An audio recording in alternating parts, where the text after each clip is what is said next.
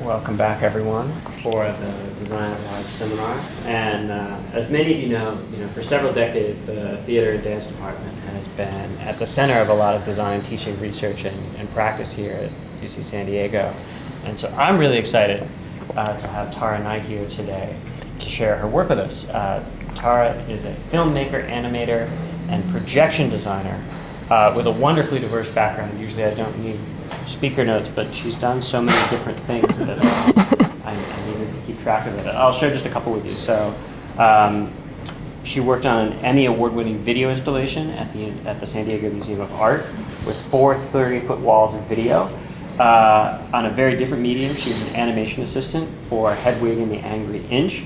And recently she's been performing in a series of weekly camera dances at the Museum of Contemporary Art in San Diego. And we tell people that in the seminar they're welcome to bring any format that they like, that we're open to new ways of presenting. And I'm not going to tell you anything about the topic of today because it's just going to blow your mind. It's so much more exciting if Tara tells you about it directly. But in addition to being a really cool topic, she's also going to try for a slightly new presentation format. And she confided in me that she's like, I don't know if it's going to work, but I know it will. So I don't know if that's how I phrased it.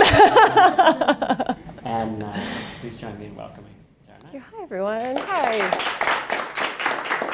Hi, everybody. So I figured that I'm going to be talking about Hatsune Miku today. And Miku is a phenomenon that is largely web-based. And so I was kind of putting together my presentation. I was like, should I make a PowerPoint? And I was like, why am I putting all of these? Because it's basically just endless links to things on the web. So I'm just going to do my presentation as a series of tabs. So we will see how this goes. I've actually done this like for undergraduate classes before, and it goes fine. So I'll give it a shot. So I think, does anyone know anything about Hatsune Miku? Probably not really. I'm just a little bit, but we don't have any experts in here. There's always one person who's like a die-hard fan who shows up to one of these. They'll be here eventually. I know they will be. Hi. So I guess I'll start off by showing Miku just went viral this week. So she's been this underground phenomenon for the last 4 years, which I've been studying, and she was on David Letterman this week. So I'm going to go ahead and show part of that as a kind of introduction. So let's start there.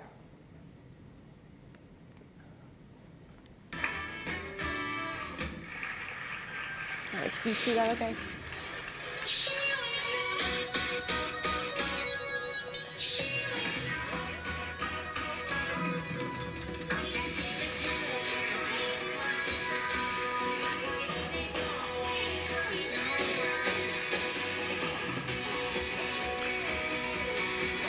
So I'm going to put it on pause, and I'm going to talk through it. I feel bad for the artists that I'm talking through their music. So Miku is often described as a hologram. She's technically not a hologram. She's projection on a specific kind of glass. And the other time she appears is Pepper's Ghost, which is a 17th century Victorian stagecraft technique, actually.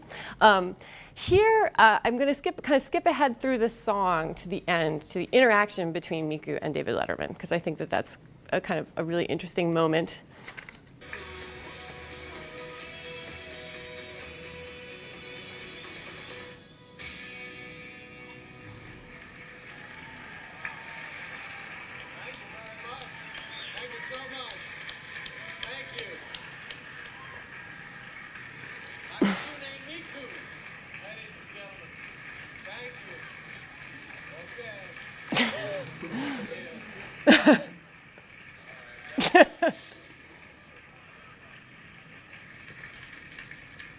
Like being on Willie Nelson's bus.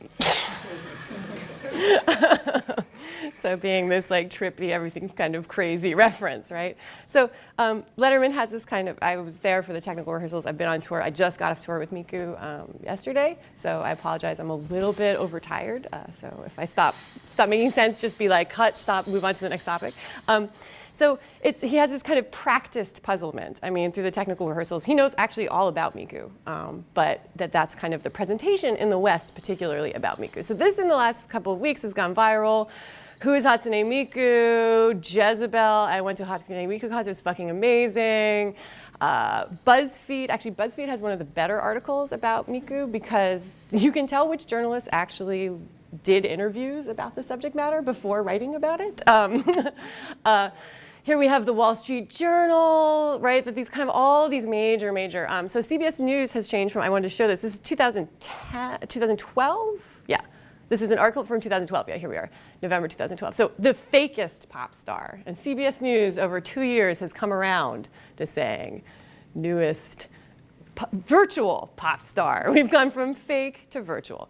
So so these concerts have like captured people's imagination. And what all of this press, or most of this press misses, and what the Letterman show misses, is actually the most interesting part of Miku. She is constructively collaborated by hundreds of thousands of people online. There is no one Miku. She's not created by any one person. It is a giant collaborative, national, cross-cultural design project. So I'm going to try and explain the very, very, very broad general. Surprisingly, the only press in this last couple of weeks that got it right is the Asahi Shimbun, the Japanese newspaper, right? That they really were able to talk about it.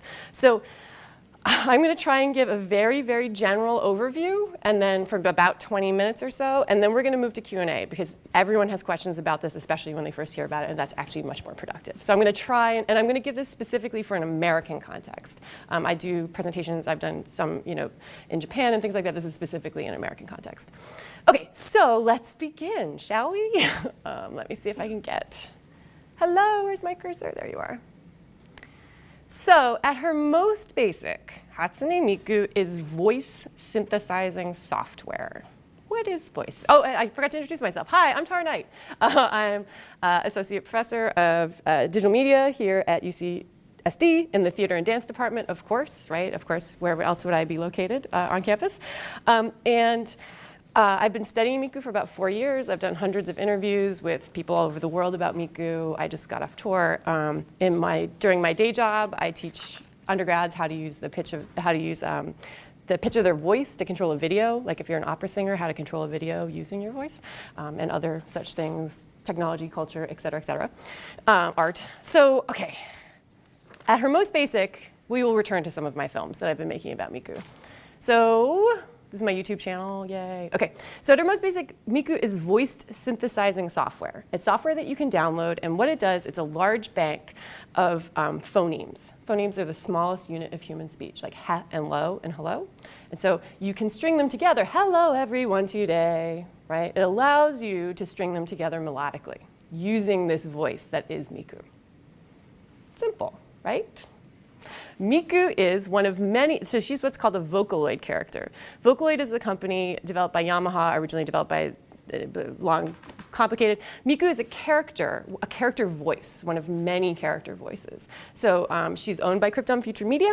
And so the larger, I'm going to have to use my arm, larger umbrella of Vocaloid, and then there's Krypton Future Media, which is one company, and that company produces several different Vocaloid characters. Miku is one character. So this is a larger Vocaloid movement that's going on. Today, I'm going to talk about Miku specifically because she's what's best known in the West. But I want to point out that Miku is not the only one. I think in the West is the most popular, but it's not the only character. Okay, so what people do is that you have your software that you've downloaded that you can write a song, and you release that song in the world, right? And at first it began in Japan on a site called Nico Nico Doga, which is kind of like the Japanese YouTube. And people were there. She has now written 100,000 songs. She is now the world's most prolific artist, of course. And none of those are written by any one person, obviously. They're written by thousands of people. So this is where the kind of nature of her voice is often treated like an instrument, right? That she's like a guitar that someone can play and create meaning with in that kind of very traditional instrument fashion. But as you see, as I'll keep talking, it gets a lot more complicated trying to describe what she actually is. So what happens is that, so say I write a song, I actually have written a song that's part of my documentary. I've never written a song before. I figured if I'm studying it, I should try it. It's kind of nerve-wracking to write a pop song. It's really hard.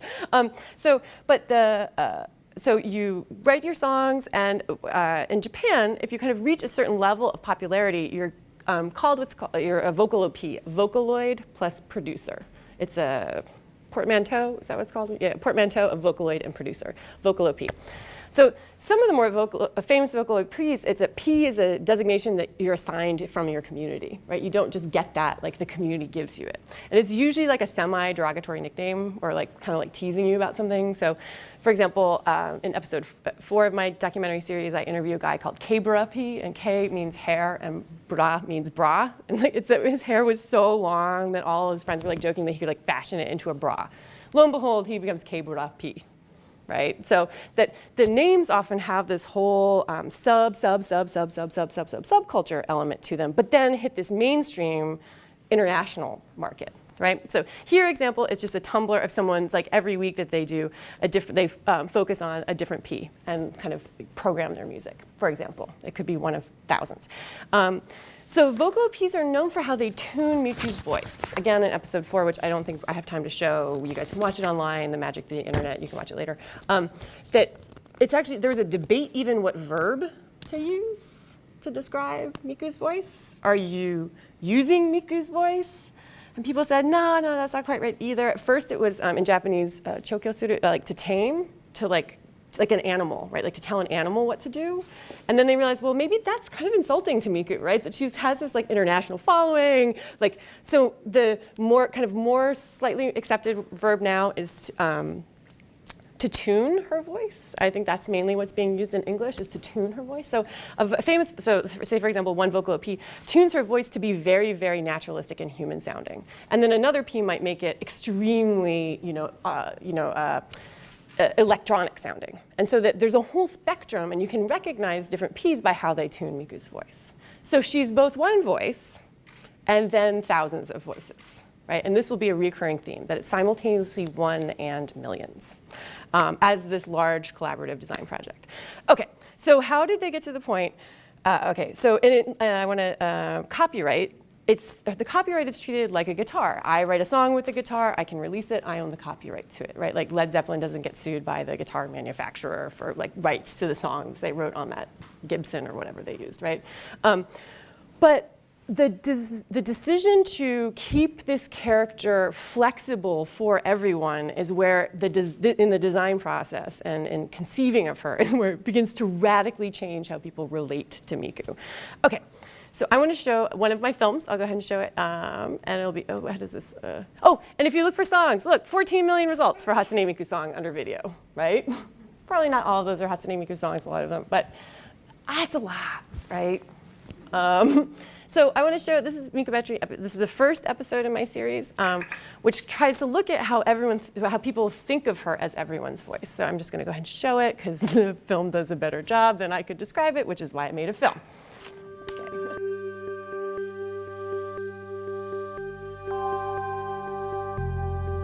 If you look up Hatsune Miku on YouTube, you see like thousands and thousands of videos. You know, it's not just like an official group behind Miku. It really is a lot of people making all this content. She's one artist, but she's the image of thousands of artists. その見せ方だけじゃなくて、後ろに何百人、何千人のクリエイターがいて、それぞれ競い合って作ってる、音楽を作ってる、クリエイトしてる。One thing Krypton Future Media has done is they have a platform, Piapro, where kind of encourage people to create their fan art songs, post them online, share them, remix them. Since Hatsune Miku only has like a name and a picture, people are free to use her in any story or any personality. They are free to use her however they want. それを表現するために今までだとそのキャラクターを使わなきゃ何かキャラクターで表現したいってことができなかったんですよね。自由に使えるキャラクターでみんなが親しんでいるキャラクターということで、そのいわゆる自分の持っている技術をいろいろな人に見せてあるその媒体としてのミクっていうのがやっぱり良くてですね。It gives the individual artist the capability to actually create their style of music, their style of artwork. You can make her sing about blood and death, or you can make her sing about the greatest love of your life. People can make something of themselves. Use her as a voice for some of the things they want to say. Miku is what you make her.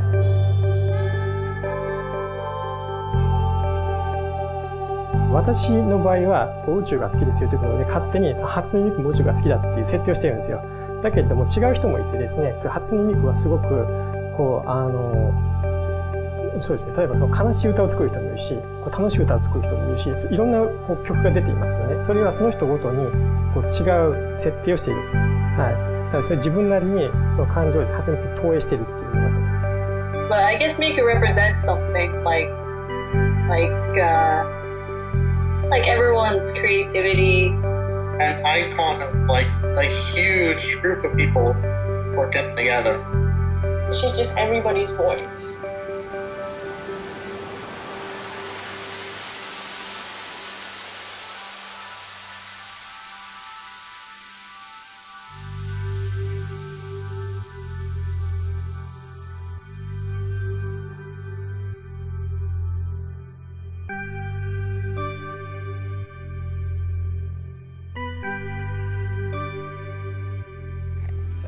I'm not going to watch the credits. Sorry, everyone. I know you'll be very disappointed to not watch the credits of the film. But so, along with there being kind of every genre of music that people write for Miku, right? There's rock, there's jazz, there's country, there's rockabilly, there's techno, there's dubstep, right? Like every subgenre. Similarly, in terms of her image, it's just as open and design what you want, shall we say. Let me grab the next slide. Okay. Oh, no, wrong one. Sorry. Close that. Are people already having questions of how this works yet? Not yet. Everyone's still like, what? What is this thing? So there's the band. Uh-huh. Performed with her on Letterman. Yes. And I've seen, I think, the same band perform with her before. Yes, they're just a band for hire, kind of. Yep. Yep. And are they her special band somehow? It depends on which kind of show it is. Sometimes they pull people who are famous Ps in to actually be the band, or like you're in the band for the song that you wrote, maybe sometimes, or like you sing alongside Miku. It depends. It depends. Each concert is slightly different. Okay, so moving on. So as with, again, every genre of music, so there's Miku herself, and then there's, what began as one drawing of Kei. It's like literally the artwork on the software package. One drawing has inspired hundreds of thousands of other drawings. So in addition to everyone's drawing, as you saw in the previous film, there's also derivative characters from Miku. So this is, if you notice up here, this is Hatsune Miku, who's the like cuter chibi, like the cute one, right? Or there's something like, if you look up Daio Miku, let's see if this works, because I was having trouble getting it to load earlier. We'll see. Like Daio Miku, right, comes from that they made this mascot. It's actually a great example of design, of collaborative design. So they had this like mascot, and it has like this oversized head. And everyone's like, okay, this is falling in the uncanny valley. We hate this. But then it became beloved because it was so creepy. So now there's all these like figurines, and people draw their own version of it, and it becomes this like really funny, playful version of Miku. Then there's something like Ka Miku, which moves into the realm of very dark, like spider robotic version that people have made of Miku, right? And so then there's, I want to show just one more because I really love this one. It's so out there. How do you spell it? Miku. I think that's how you spell it. I'm such a terrible speller. I should not be the one doing this. Somebody should have. Oh, here we go. So this is Miku where she's just hair and feet and head, right? And this has its own, if you go to Know Your Meme, do you guys all know Your Meme? Yeah, go to Know Your Meme and just like fall down the rabbit hole of this, right? Of all the different ones people have created. This is someone cosplaying as Rolling Rock Miku. Rolling Rock was a song someone wrote about domestic abuse, and then someone else made a video and had this really particular drawing of Miku, and then women now cosplay as that drawing from the music video, right? So, and this was mentioned in the previous film, this Piapro. So Krypton, once they figured out what was happening, they kind of said, okay, well, we'll have our own proprietary site where people can upload things and share them and remix them in addition to just the general internet. So I'm happy to talk about that. That's a really long, complicated copyright question. So we can talk about that if people are interested during Q&A. So how does the actual design process work? Oh, look, I made a film about that. Yay, so let's watch that film. So this film was shown at, actually, maybe I'll skip ahead to some context. So this is Judy Dolan, who's one of my colleagues in theater and dance, who's a Tony-winning designer, really amazing artist and thinker. And so she, on her blog, she was writing about it. She actually pulled the photos. So this was photos of this film we're about to watch, showing at the Mori Art Museum in Tokyo, I guess last year. This is the highlight of my career. It was shown, it already has happened. It's over, right? That my film was showing, no, my film was showing like on a wall in the gallery. On the opposite wall was a Chagall, a Rodin sculpture, and like I was as part of the same exhibition, right? And I was like, wait, what? You know, like, sorry, just like even spitting, even remembering it. But so the problem of how do you, like, it's a curatorial problem, right? How do you curate Miku when it's this giant collaborative thing? So what they did was they had a whole room that was dedicated to Miku. Instead of having like a little placard, it was like a 10 by 10 foot thing explaining Miku, trying to figure out what do you do with this. So my film, the concert footage was played, and then there's a small hologram, and then on the floor, there were 125 iPads that were live streaming, like live polling people adding new Mikus onto the web, and it refreshed once a minute, right? As the best way to try and curate what this is. So this is the film I made kind of for this exhibition called Participatory Culture, and I believe this should be the dual language version, I hope. Let's hope I clicked the right thing.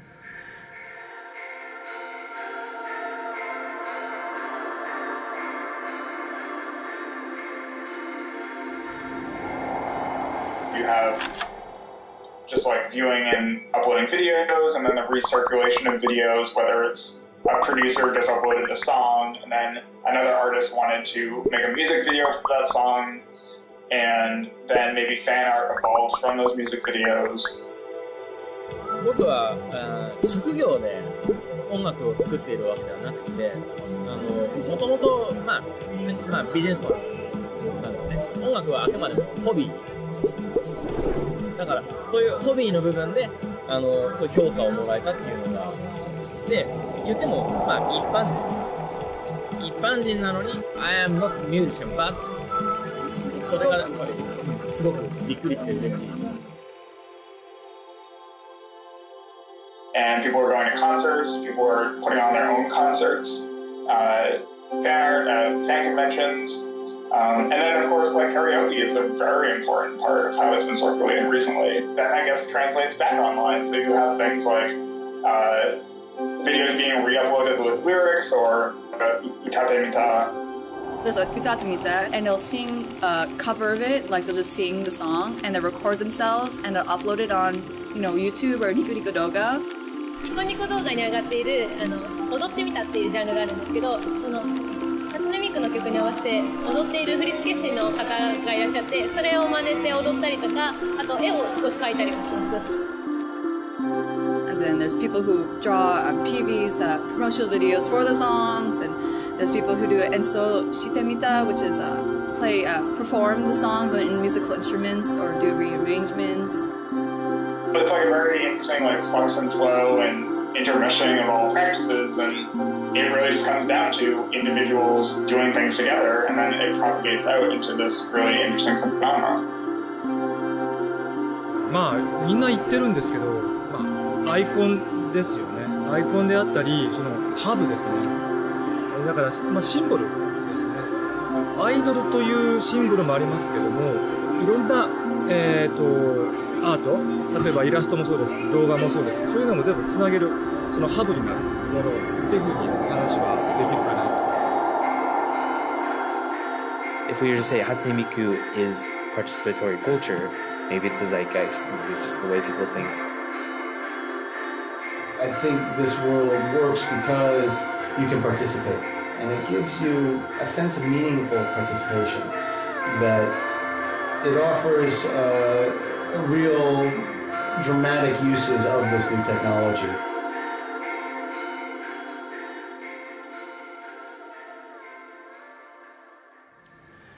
So when I was making this series, I realized pretty early on that I was like, okay, I can make like the NPR documentary series about Miku, and then I was like, or I could just be part of the phenomenon and be part of making Miku. And so I really made the choice to say, okay, I want to have my form and content make sense with one another. I'm releasing them online for free under Creative Commons copyright Anyone can remix them. I just got an email from a student in Taiwan who turned the first one, another film, into a ringtone as their school project, right? That they wanted to turn my song into their ringtone. I was like, okay, great, thanks. Just send me a copy. And that this is a very different way of approaching what an artist does, what intellectual property is, what your work as a researcher is. Anyhow, I'm just tossing this out here. And that, so each film in the series is very, very in my series is very, very different. Episode 5 looks at second versus third wave feminist readings of Miku cosplaying, right? Of like, is this skanky or is this empowering, right? And kind of debates between women about that. Episode 4 really looks at the deep early culture in Japan, et cetera, et cetera. Each one has a different style of animation that's used, a different format. Okay, so this is much more what Henry Jenkins at USC would call like spreadable media, right? That where rather than media or design being controlled by a centralized corporate entity and distributed, this is spreadable, right? It's designed to be spreadable. Miku in and of herself only is spreadable media. And this is where people kind of make the argument that Miku isn't actually a musician, she's not an instrument, she's a platform, or she is a service for other people to create. So what happens when you have this is where I'm kind of trying to wrap up so we can get to Q&A, but like what happens when you have a virtual idol who acts less like Britney Spears or something, or she went on tour with Lady Gaga this summer. I don't know if anyone here went to see Lady Gaga in San Diego. Yeah, nobody else went to the show. Come on guys, what are you guys doing on the weekend? I was at SDSU. But she opened for Lady Gaga here in San Diego and for a big part of the American tour. But this idea that what happens when you have a virtual idol who functions less like Britney Spears or Lady Gaga as a kind of aura of the original and more like Facebook, right? Where it's actually with users sharing and spreading the content. Or less like a pop star and more like Wikipedia, where it's hundreds of thousands of people constantly editing her, editing who she is, what she sings, what she wears, how she, like every aspect of her, right? As this giant collaborative design project. And what this does is that the part to me, this is where I start getting like the little hairs standing up. The part that is like, what I've loved talking about people over the years who are involved with Miku is that it changes your relationship to her. That you feel a part of her, you feel connected to her, right? So when Letterman hit, like I got texts from people congratulating us. Like, we did it, right? Who's the we and what did we do, right? So that I'll get to that in a second. But think about the inverse of think about another character, like Disney, for example. If I decided that I was going to take Simba from The Lion King and I was going to write new songs in Simba's voice and release them online, and like then you would do a remix of my version of Simba. Yeah, shut that down, right? Shut it down immediately. So this is a very different way, again, of thinking about copyright, trademark. How it works legally is fascinating. I'm happy to talk about that in Q&A if people really want to get into it. How, why, when, and where it really began in Japan is also, you really can't talk about Miku without talking about the kind of Japanese art traditions, without talking about dojin culture, like fan art culture in Japan, and without talking about otaku culture, which is kind of like fan obsessive culture. So that I'm happy to talk more about that if that's. I'm kind of hoping that during Q&A you guys will direct where, because there's so many different aspects. We can talk about the economics of this. How do people make money with Miku, right? So last but not least, now that you have some context, let's go back to the concerts and try and explain this. So Miku's concerts, episode 2, which it's like 6 minutes. We probably don't have time to watch it today, unless you guys want to later. Episode 2 I made is all about why people cry at the concerts, right? Because people, I have to admit, I had been on tour. I had seen the shows from backstage or like technical rehearsals. I hadn't really, and then the last night I was like, okay, damn it, I'm gonna be in the pit. I'm gonna be down there with all the people with their glow sticks and I'm gonna experience it for at least 10 minutes. I'm gonna see the opening number. And I just started bawling, right? Because it was this collective sense of being there with people, which was radically different than, say, going to see my favorite artist, right? So anyway, I can talk about that or we can show the film, either one. Anyway, so the concerts, going back to these. So in a way, the concerts are kind of the least radical aspect of Miku because it's a pop idol on stage performing in like a proscenium theater and there's an audience. But at the same time, it's also an interesting example of kind of the top-down and bottom-up business models of Miku. So it's a bottom-up production model of you can write a Miku song, and you can write a Miku song, and you can write a Miku song, and we can share it, and then I'll make an edit of yours, and then someone else will make a video for it, and share in this bottom-up production model. And then for the concerts, the company comes in and acts in a top-down curatorial fashion and pulls out which songs to include, right? And which to kind of carry in this like big international, holy shit, it's on Letterman level of kind of conversation. So, and I have to say that it's only in the last month that finally people in the West are hearing it, like are kind of understanding the full impact of Miku. Even the Wired articles are just like, honestly, okay, is this gonna go on the internet?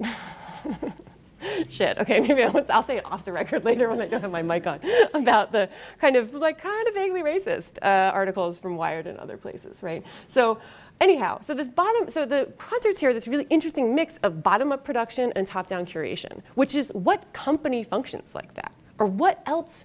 I can't even think of another example of something where it's bottom-up and top-down. Maybe you guys can help me figure that out, all you crazy design people who know lots about this. Instagram,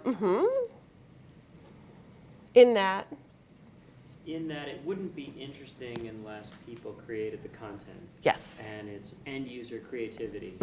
But there is a platform that structures what kind of end user creativity. Yes, it definitely structures it, yes. So there's the kind of creating the content and then a structuring of the content, yes. And photographing my sandwich at lunch isn't as creative as writing a song, but I think there are some similarities. Oh, definitely. In fact, I would actually say that it's even more mundane than photographing your sandwich at lunch, which I'll get to in a second.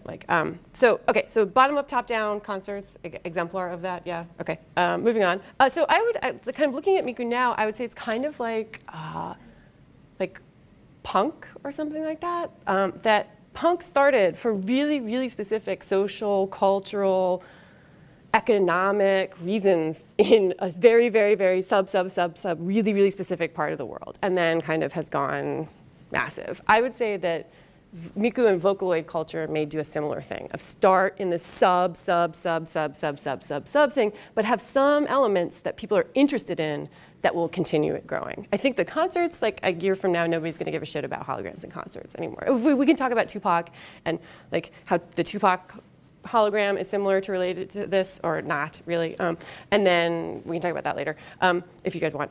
But this idea that kind of similarly, is it going to hit really big? And I think the only way it'll hit really big is if people make things. It can't just purely be consumption. It has to be this collaborative design model. And that's, to me, the really exciting, revolutionary part of it. Because going back to this idea of I felt a part in the crowd, when I interview people, they say, well, I can't write a song. Oh, I wanted to give an example. Shoot, I don't have time right now. But when you look at there's so many points of entry into the community. So maybe you can't write a song, but you can write software. So one guy wrote an entire software program that allows you to, it's like a basic 3D animation software, and released it online, open source, for free for everyone. And now there's like a whole genre of contests, international contests. It's called Miku Dance. You guys can download it, make Miku Dance, go crazy. People put their modifications up, they put their own models, they share them. There's a whole element that's that. Someone did something called Song, it sometimes takes a while to load. I might find it during Q&A if people are interested. Song. Oh, here it is, perfect. So this is a mapping that someone made, just because they wanted to, of all, this is Melt. This is one of the very, very early Miku songs. And this is how it's connected to all other songs in the Vocaloid universe. And so you can kind of go around and see how these are all interconnected. And this one did a remix of this one, did a remix of this one. Just because this is their contribution to the community.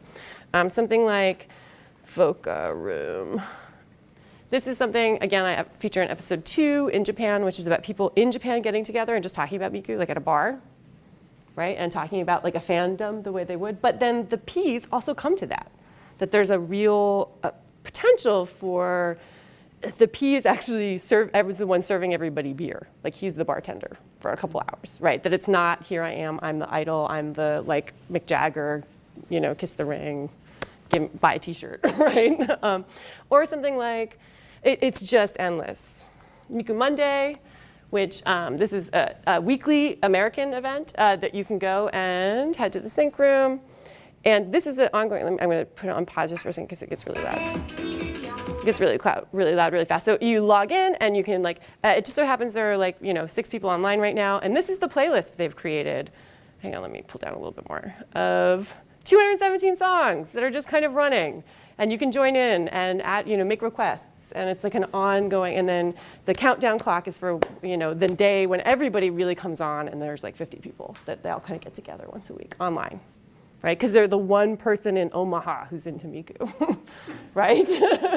No, I met all of them in New York on like a concert. I met people from basically every state. We should have had like a map that was like people who came from Georgia, people who came from Mexico. One guy came from Spain. He'd never been out of Spain, didn't speak any English, and came to LA to see the concert, right? Like it has this really dedicated fan base.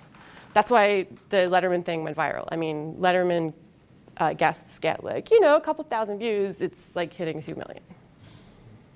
Okay, so some people have talked about kind of Miku on, Miku Dance, song room.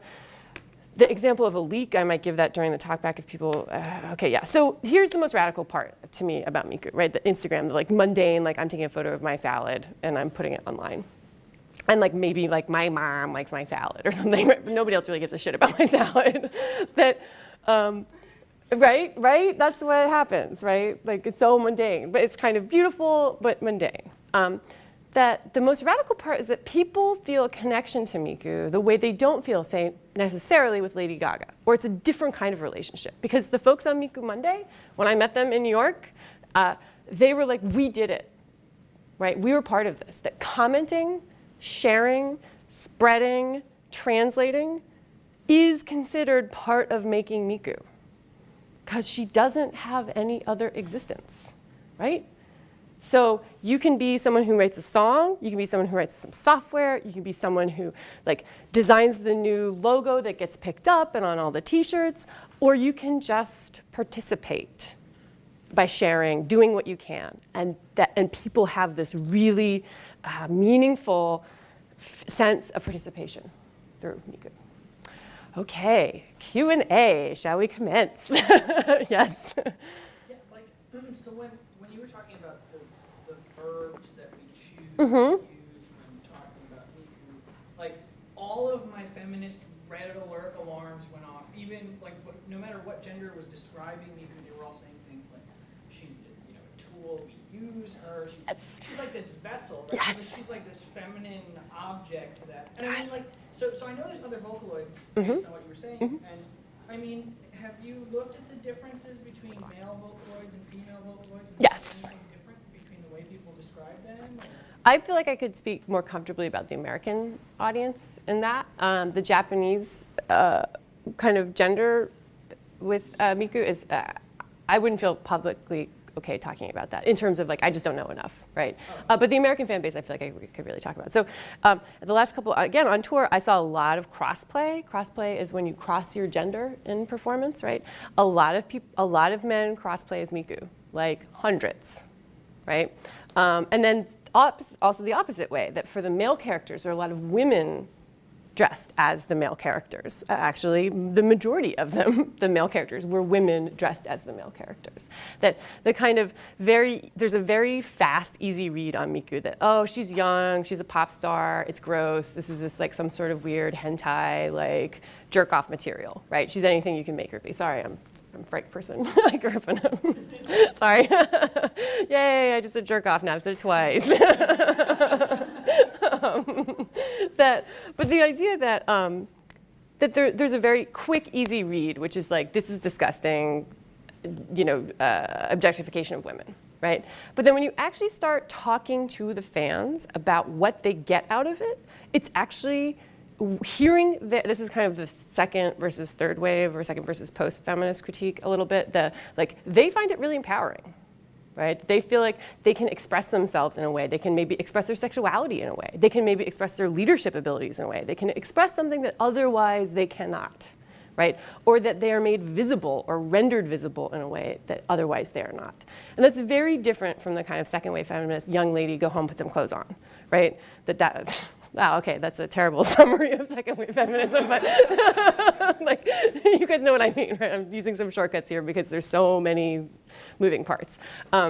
But so that's actually what episode 5 is all about. So I would check it out and send me an email. Tell me what you think. Because that's a real thing, right? Like how am I as a woman, do I really feel comfortable as, a feminist woman endorsing this? And through the conversations I have with women, both here and in Japan, I would say, yes, I feel comfortable, right? Because it's, rather than it being like my view on like looking at what you're doing and determining, oh, okay, well, this is what you're doing is fucked up. It's actually hearing their experience of what they're doing. It's actually very empowering.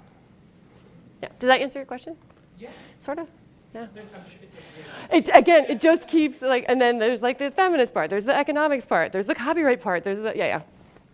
Could you give an estimate of the size of the portion of Japanese people, of all the people actively participating? Yeah, so Miku just hit 2 million Facebook fans. And over half of them are American.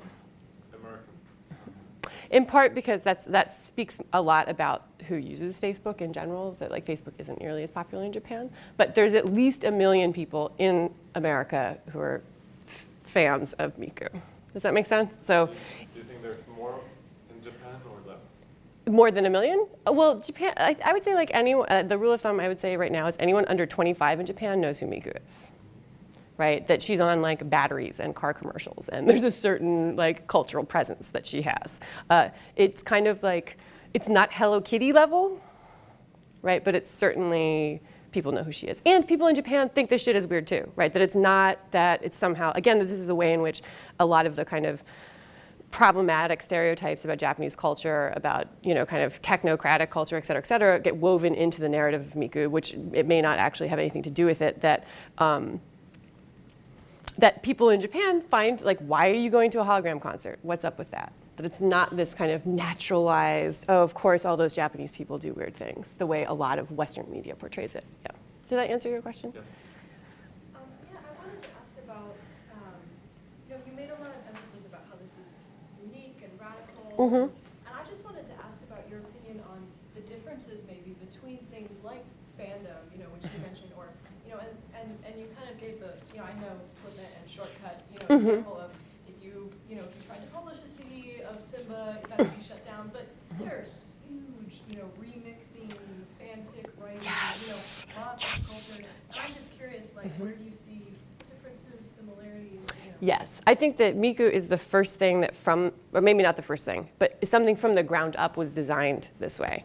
Right, she was designed to be endlessly remixed. The company didn't know this is what was going to happen. That's the other thing. They thought that people would just like make some songs, right? They had no idea that this giant international phenomenon would take off.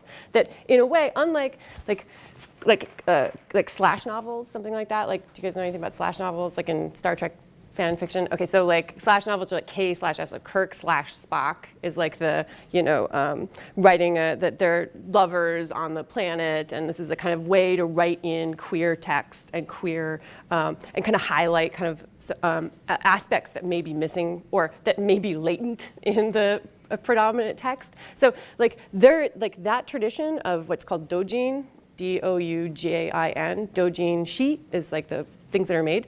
Doujin tradition in Japan is off the charts, right? Like imagine fan fiction here and fan art here, and then times multiply by a couple decimal points in terms of its importance, in terms of its acceptance, in terms of.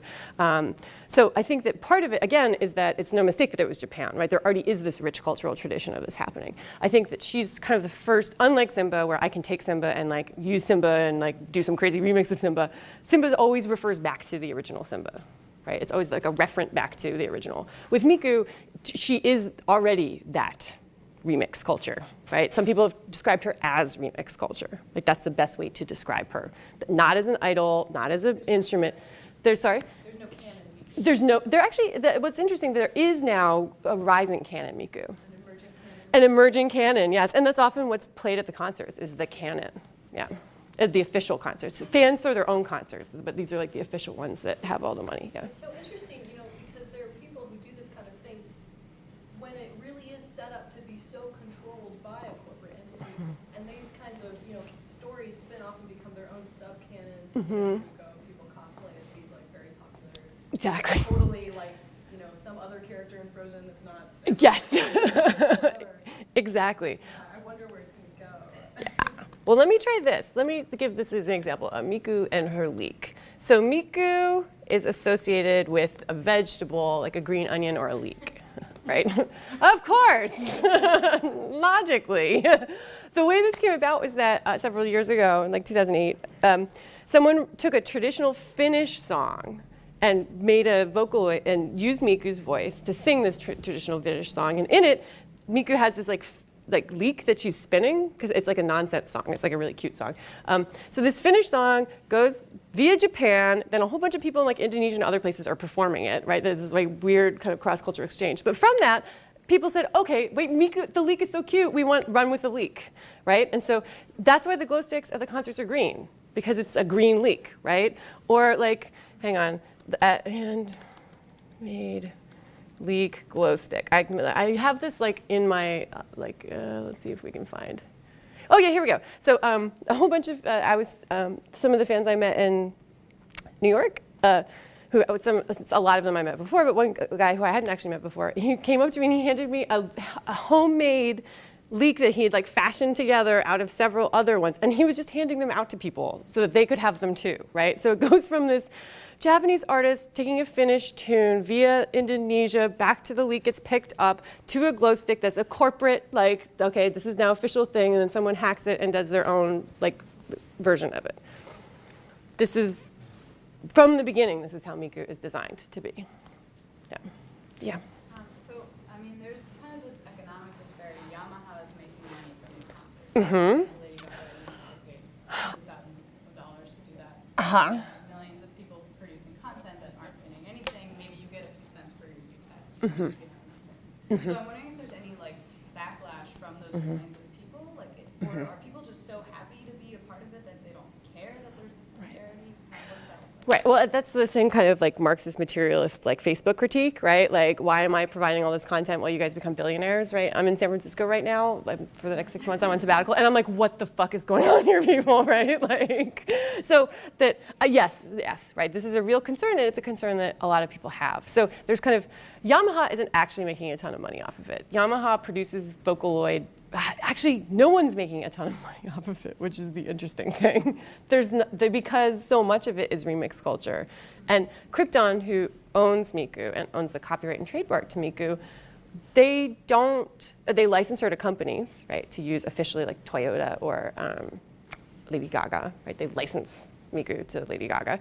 But they don't make any stuff themselves. They don't make a product in that traditional sense. They only provide a service in that same way Facebook does, right? So the service model is the same way that it's kind of like, and unlike Facebook, which has all the spec money around it, I mean, someone, maybe one of you guys is the expert in how Facebook makes money, craziness, right?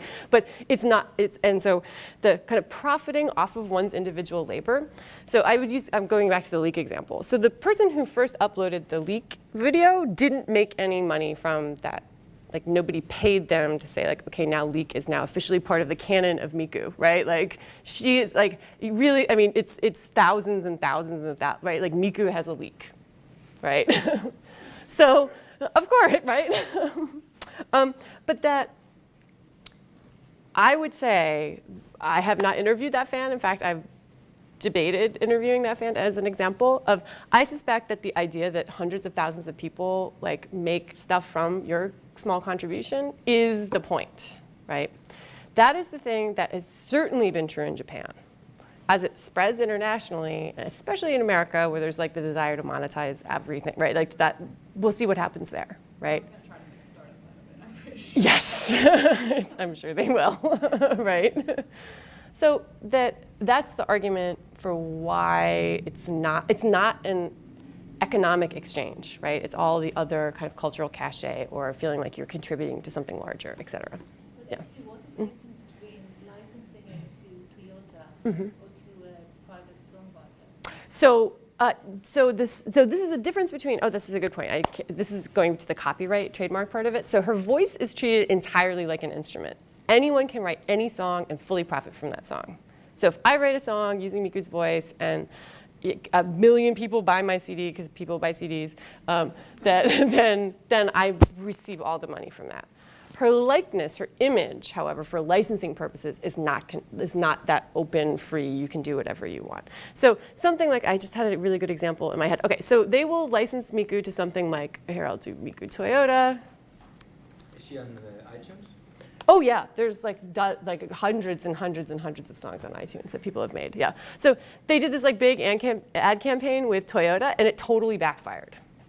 People really hated it. They're like, why are you licensing it to this giant thing? That was part of it. Also the style, there's an ad that I don't even know if they pulled it. Like this really like not great animation. Like there are all kinds of problems with it. But another example that they do is they tend to collaborate with companies. Miku-sen, I might have to switch into, yeah, here we go. Like this is a mom and pop like cracker shop, osenbei cracker shop in Tokyo, or not in Tokyo, I can't remember where they're based, but they said, okay, well, we figured out this new printing technology. We can color print on the cracker. We want to highlight this, can we use Miku? And they were like, well, what's in it for the fans? And that's usually the question, is what's in it for the creators. So what they did was they had a contest, and they said, okay, well, they printed 10 different crackers. You upload your image, and they picked 10, and then they chose those 10 and put them on the cracker. And then if I believe this is correct, I would have to fact check this, that on the inverse side is a QR code, and you take the QR code and you take your phone, and that goes to the song that's inspired by the image on the other side, right? The Domino's Pizza one, they had this, so even in the licensing, there's kind of a real attempt to keep this collaborative Domino's Pizza and Miku. Yeah, this is this crazy ad for it that was like very, yeah. It was kind of, hang on, let me show an example. So, here we go. So you like, I don't know if this describes it all that well. So you take your phone, oh yeah, this is it, okay. So you take your phone, where's my phone? So you get your pizza box in the mail, or not in the mail, but you know, delivered to you. You got that would be funny. Okay, so here's the pizza box. You have your pizza box and you hold up your phone and you like have the app and you hold it over this and you can see, just so it's like you can see the picture of the thing, and then you see Miku and she sings you a song. All of those songs that were used were written by Domino's employees, right? So again, that it's not just that there's always, there usually, I don't want to say it, but there's usually this attempt to include part of this participation even in the licensing deals. Yeah. Yeah. Did that answer your question, sort of? Oh, do you want to ask it again, or did I answer it?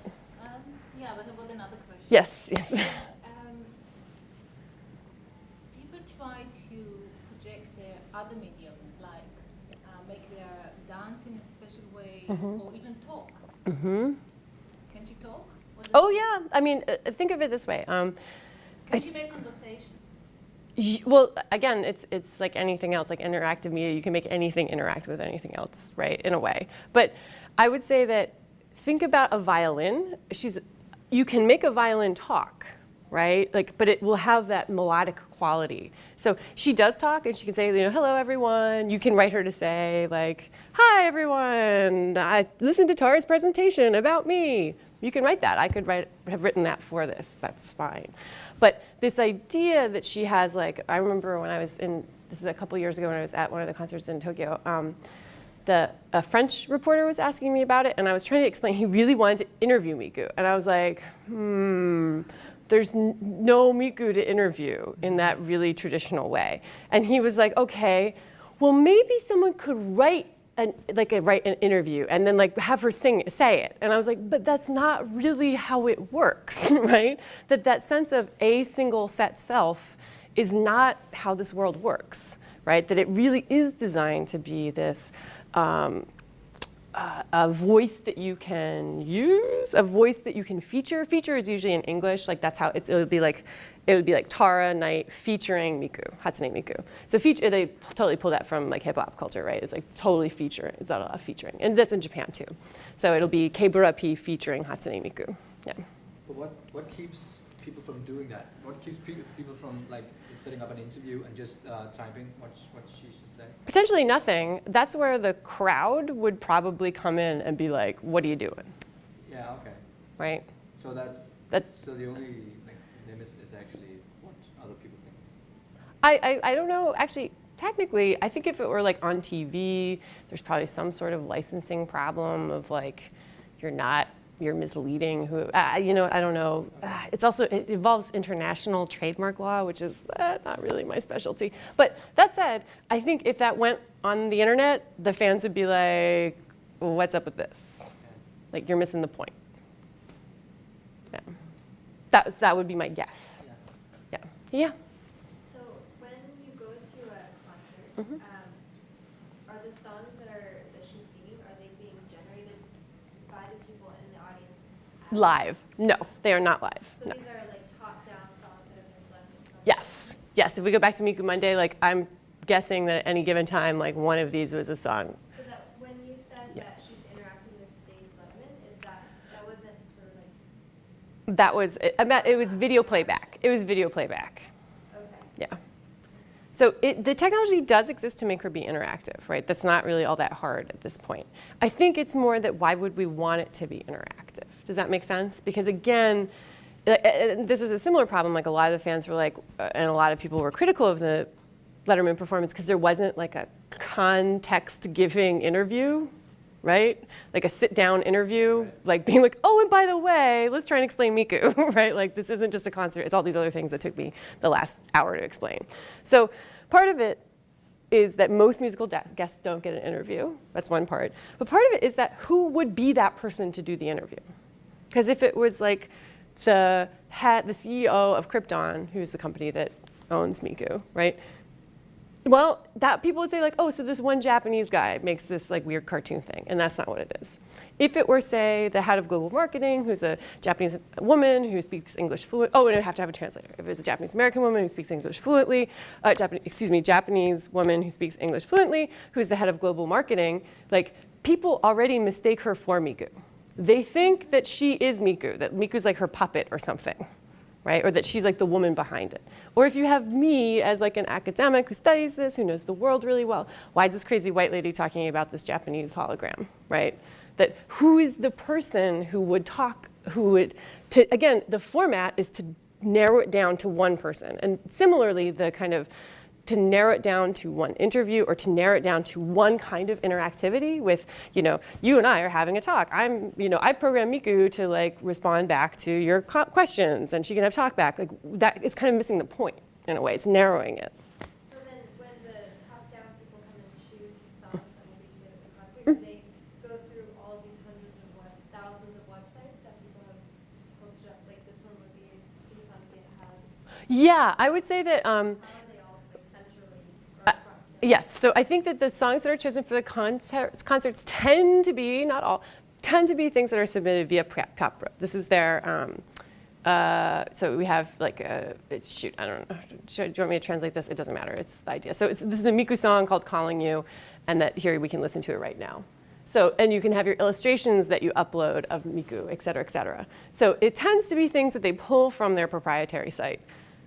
Piapro is also portmanteau, but I can't remember what professional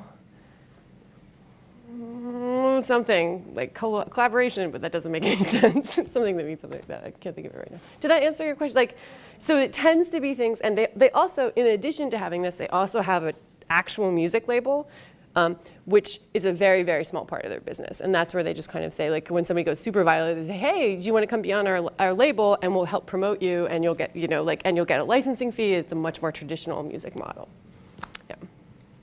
In the community, did the idea pop up to decide about Miku's fate in a somehow structured democratic process, or would that go entirely against the idea?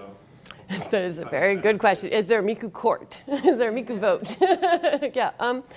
It's interesting. Like that part is totally fascinating to watch. Because something like one of the few times Krypton tried to say something was out of bounds, they kind of said like no X-rated stuff, right? And the community was like, too bad. Like you said, you made this for us to use however we want. If I want to make X-rated stuff, if I want to make Miku porn and make Miku sing about, sex or whatever, like I get to do that. So the company responded by saying, okay, well, that's fine. You guys can make whatever you want, you're right. But you're not going to be featured on Piapro, the kind of official site, right? So there was an example of actually the company trying to control and police Miku, and the fans coming back and being like, no, you don't get to. But it wasn't like a democratically elected group of, representatives who then went to Krypton and made their case. It was, 1,000, probably 100,000 tweets, 100,000 like YouTube crashing something, internet trolls on the case qualities. Yeah. So yeah, it'll be interesting to see. Again, especially my films. I'm so grateful. I'm so happy and grateful that like my films have been bootlegged into like Russian and Vietnamese and all these different languages because I allow them to circulate this way. So it's not really even bootlegged if it's allowed. Exactly, it's not bootlegged because I saw people were doing it. I was like, okay, go for it. In fact, I'll include it on my channel. So once this really does hit a kind of certain international, then there's all kinds of cross-cultural issues that pop up. There's all kinds of, is it a democratic system that we want for this? Like, how does that actually work? We're at this really interesting point where it's hitting international status enough that a lot of these questions are going to pop up. Because a lot of it's language-based, right? That most of it up until now has been in Japanese and in this very, very subcultural way. Yeah.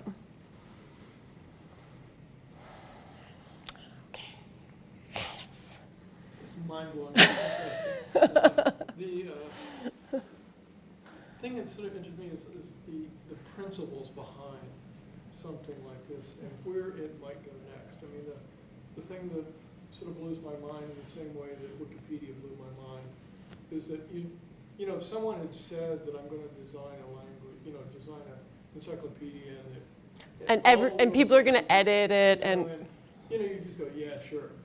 Exactly. And there were some principles in that design of empowering all kinds of different people with different expertise, feeling part of this larger community that seems very much like this, but maybe benefiting from the history, of seeing that happen. Exactly. Like, it is not a mistake that Miku comes after Wikipedia, right? It is not a mistake that Miku really hits right when YouTube and video sharing becomes fast and easy enough and you can do on your computer at home, right? Like, there's a lot of really particular reasons why but Nico Nico like really was like, okay, we can actually have decent quality videos and be able to share them, right? That it's all these reasons why it's emerging right now and kind of bubbling up and pushing on copyright questions, on who gets paid in all of this? Does anybody make any money from it? How do you control that? Like, what does a company do when they provide a service, not a product, right? Like, all of these questions are embedded within what happens with cross-cultural design, right? What happens when my Miku, so I make my Miku and it goes viral, and then I saw it was so funny, like watching all these guys like bootlegging outside Hammerstein Ballroom. I don't know if you guys know Hammerstein Ballroom, but it's like this like place where like a lot of like punk acts were in the 80s, and like it has this like deep rock history. So Miku's at the Hammerstein Ballroom, and outside like there are all these guys bootlegging posters, right? It was kind of like, wow, like that we've reached some sort of thing where people are bootlegging the poster of the thing that's actually technically sort of open source, but not quite. It's still trademarked. That it's really interesting remix culture moment. Yeah. So that's why for me, I mean, it's absolutely fascinating. And the deeper you dig, the more complicated it becomes. So that's why I'm happy that it's gone viral on Letterman. I'm a little bit saddened that it really does take an hour to explain these things, right? It's not like there's some, maybe somebody can figure that out. Please let me know. Because even just, the question I ask almost everyone I interview is try and describe Miku to my mom, right? Right?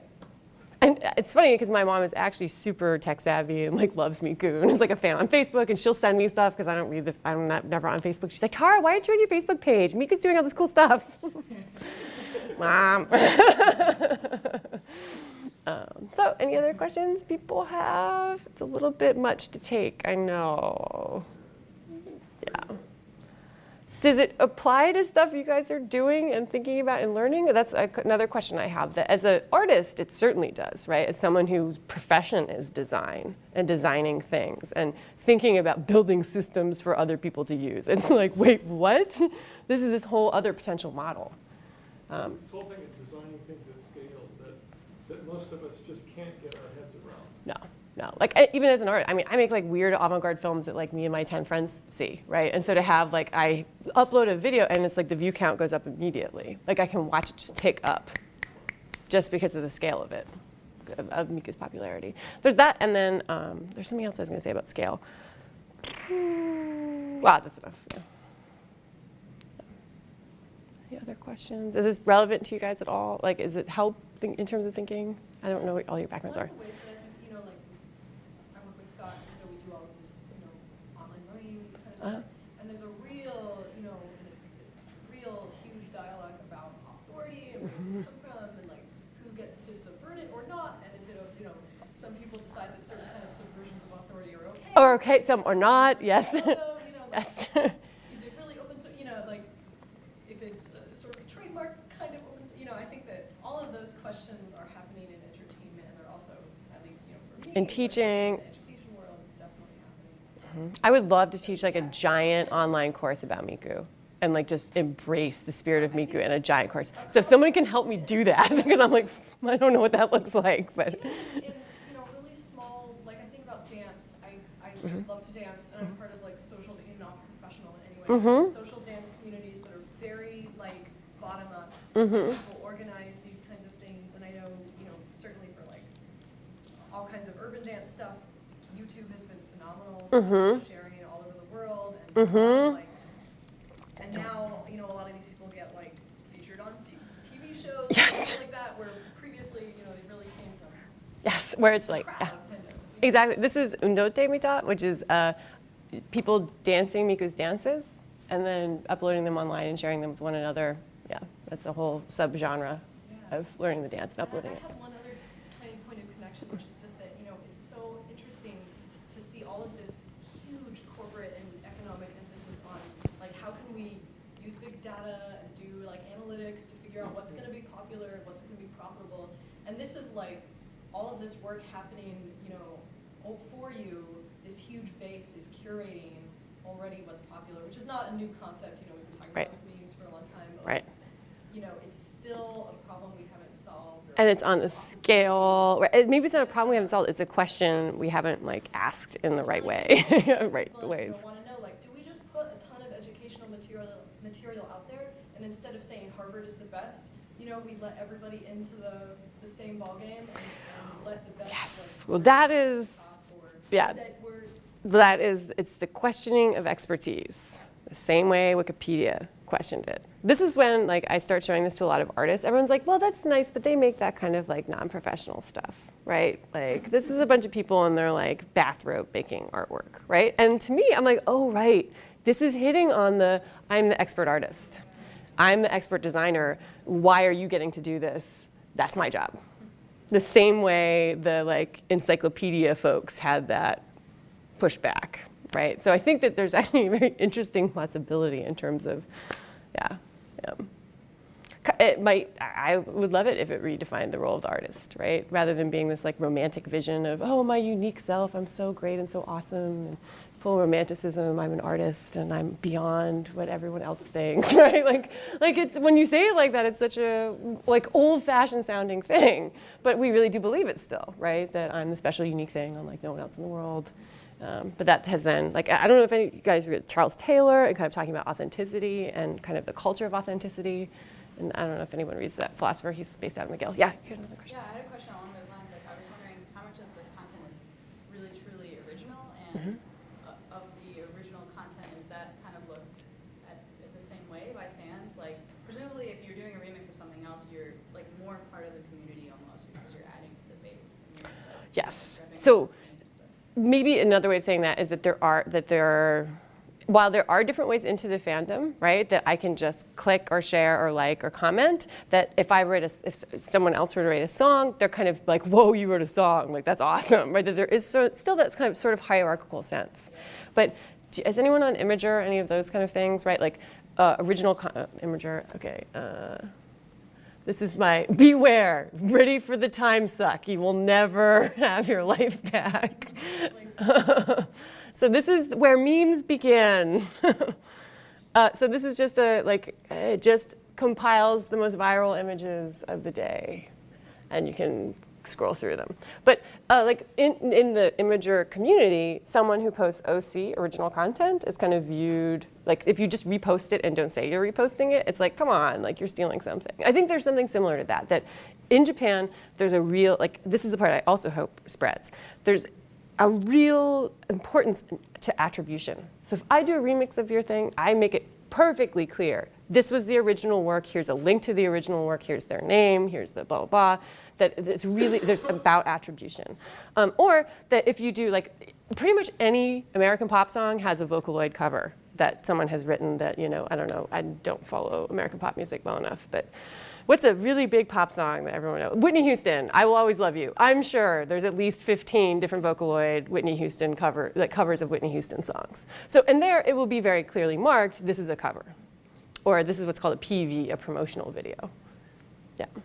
Did that answer? Yeah. So that it's usually, it's marked as such. And so there was actually a big problem a couple years ago now, between people taking things off of Nico Nico, the Japanese site, and uploading them onto YouTube, but not giving the attribution. They're like, well, I just want to share it. And like everyone was saying, no, you don't get to, the attribution has to be part of it, even if you're well-intentioned and just want to share it. And then there was so much, I don't know, this is an ongoing debate as to why it started happening, but YouTube started pulling a lot of Miku videos and a lot of Vocaloid videos because they assumed it wasn't original content even when it was. Like that was a big problem of like YouTube being like, one person would just write in and be like, they didn't write that song, and YouTube would yank it. And then it's like, wait, I did write that song. I'm the person who wrote that song, even though you don't think that I could write a song like that because I'm a nobody. Yeah. That was part of the reason for that whole controversy. Somebody else could, there's some other people in the world who can describe that controversy better than I can, yeah. So like, I know like historians of subcultures, oftentimes like you see this sort of like, when subcultures start to expand, it's sort of an opportunity to look at how culture itself sort of works. Yes. So in this case, like if it's just a subculture of Japanese fans, it's not quite as generalizable. But now that it's going international, you sort of have an opportunity to see how culture adopts these symbols and how these symbols transform across this sort of massive scale. So I mean, like, I think this is actually a wonderful opportunity to gain a lot more general principles about how humans work together and collaborate, and even like fundamental things about how cultures work. That you can definitely extract. Well, think about the early days of Wikipedia, right? There's a certain turning point where it's like, okay, no, people do use Wikipedia every day, right? And that what happened there and what was the shift and what were the cultural shifts going on there, and you can really, really dig deep. So I started a listserv of all the people who are studying Miku because, again, it's nice. I'm an artist, so I get to play. I have like hundreds of hours of interviews, and I'm just going to publish them all, and anyone can use them however they want because I don't have to play the academic game of like, this is my blade of grass and nobody else gets to be on it the way book publishing can sometimes be. So again, in the spirit of Miku, I'm letting everybody use my stuff. And we started an online listserv of people who are studying Miku. So if anyone wants to join, we're the Miku academics or Mikudemics or something, right? Like, I don't know. But there's people at Yale, people at a lot of graduate students, a lot of undergrads, a couple of younger faculty. It's definitely something that's becoming of interest to a lot of people because there's so many ways in. And Tara told me that she had a plane to catch. I do. Right after her talk. I do. So I have to be out the door at 5:30 to get to my car at 5:45 at Gilman. So if anyone has any other questions or wants to talk to me. Well, let's thank Tara. Thank you. Can answer Thank you. Thank you.